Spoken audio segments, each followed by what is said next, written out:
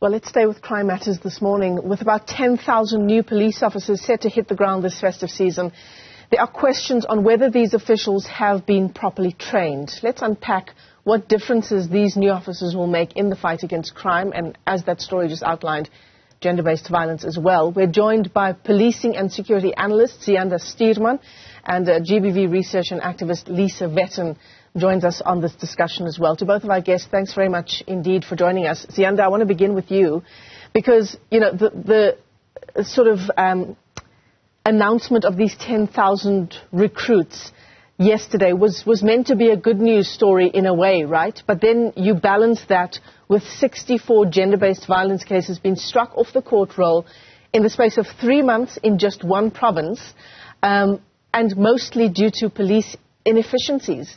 How do we balance this?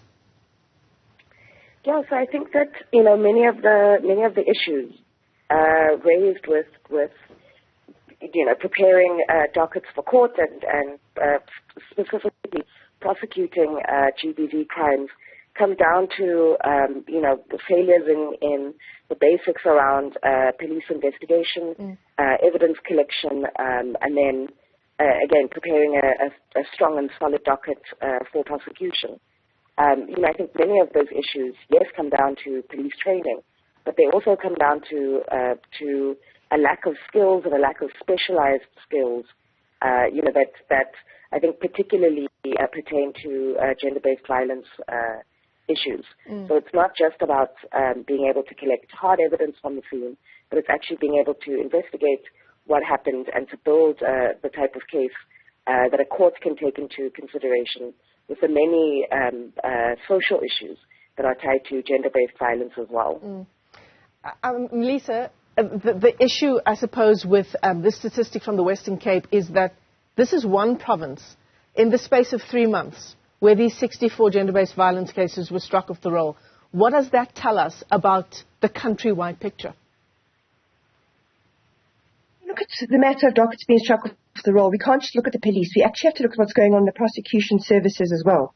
But that, I think, is a separate discussion. And I think that's the issue why having 10,000 new recruits is really not sufficient.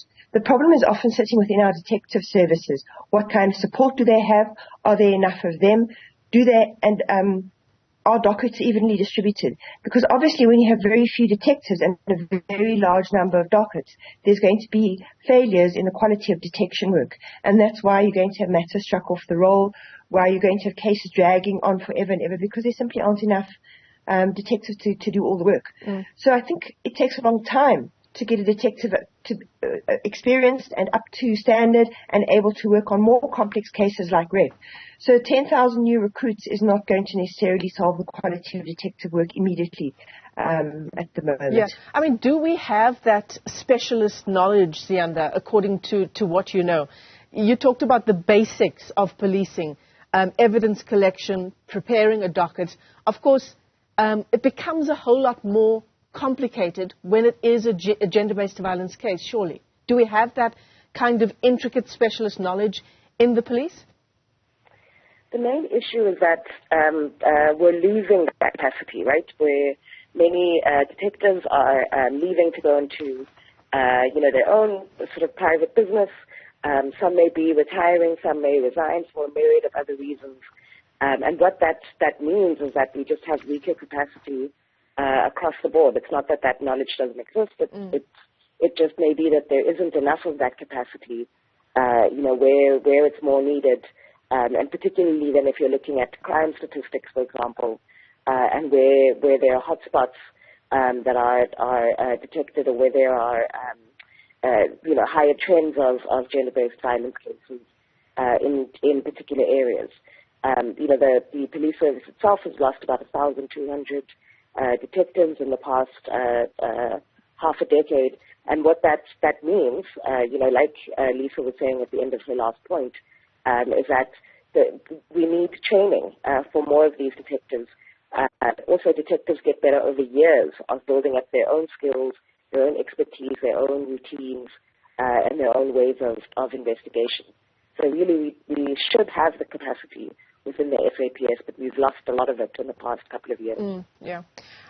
That's a shame, obviously, to lose that kind of expertise. But should we be bolstered, Lisa, with the knowledge that these 9,000 and odd new recruits, that these are graduates who were trained in different academic fields? We talked about forensic studies, criminology, law and policing. They're not, what I'm trying to say, just civilians who have been trained in policing who were recruited and announced yesterday.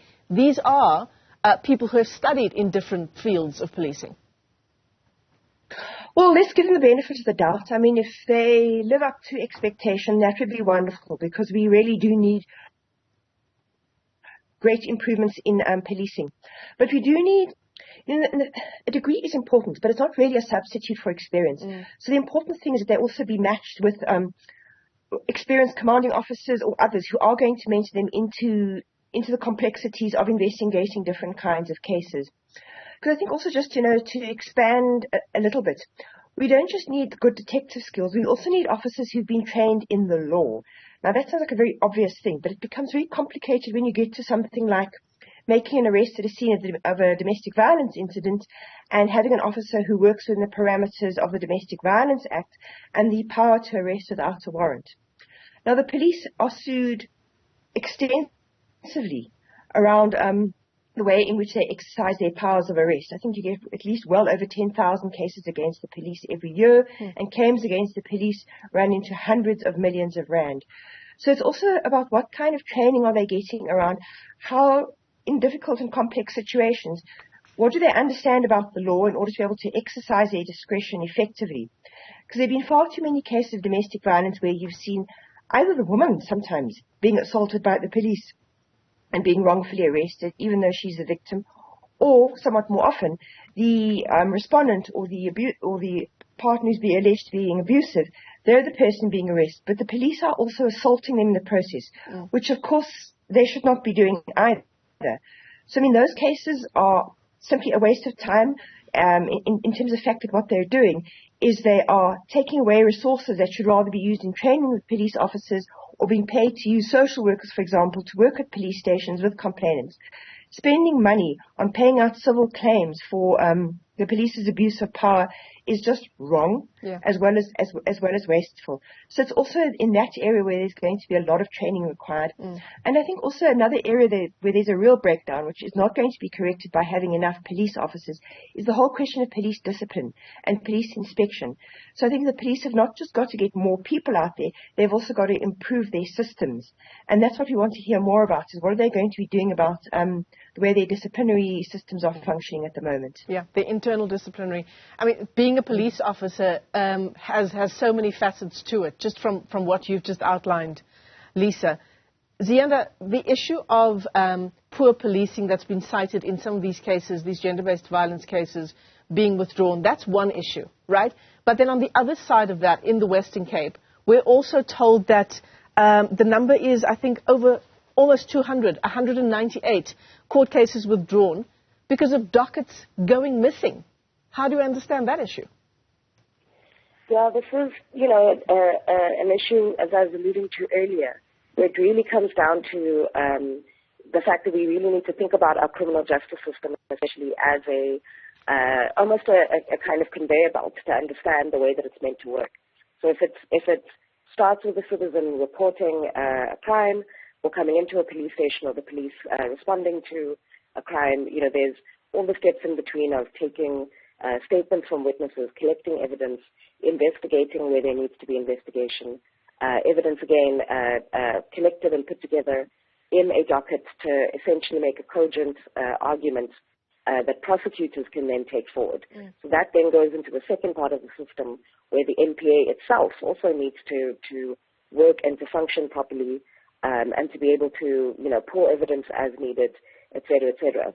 So we're really talking about a kind of long process that needs efficiency and capability, not just from the police, but also from the NPA. So if there are breakdowns between those two institutions, or again where there's poor policing capacity, where a docket isn't put together well before it's represented, for prosecution or for litigation, these are the type of things that we then see leading to cases being struck off the roll, or them being dismissed, or just again improper or not proper procedures being followed, then leading to lower conviction rates, which certainly shouldn't be the case. Yeah. Lisa, just a closing comment from you. I mean, we can put ourselves in the shoes of a survivor of gender-based violence who has their case thrown out because something like police inefficiencies. But what does that do to a person who is going through the system for something like gender-based violence? It's devastating. And sometimes, some complainants who I've worked with have said that the way they get treated and this kind of disappointment from the criminal justice system in its own way is as bad as in whichever way they were attacked. Because they've been told to trust, they've been told to report, they've been told to do their duty, and they get let down once again.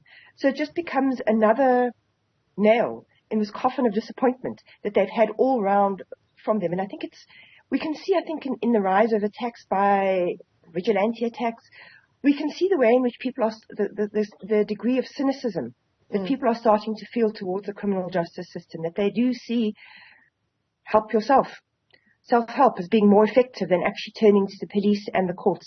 And in the long run, that's really bad for, trying to build an effective criminal justice system in this country and ensuring that if we want a criminal justice system to have any kind of deterrent role, that it can actually have that role because it is functioning effectively, which is not necessarily the case at the moment. Yeah, unfortunately. Lisa Vetten, let me thank you for your time this morning. She is a gender-based violence researcher and activist, and also joining us on this conversation, Ziyanda Stuurman, who is a policing and security analyst. To both of our guests, thanks very much indeed.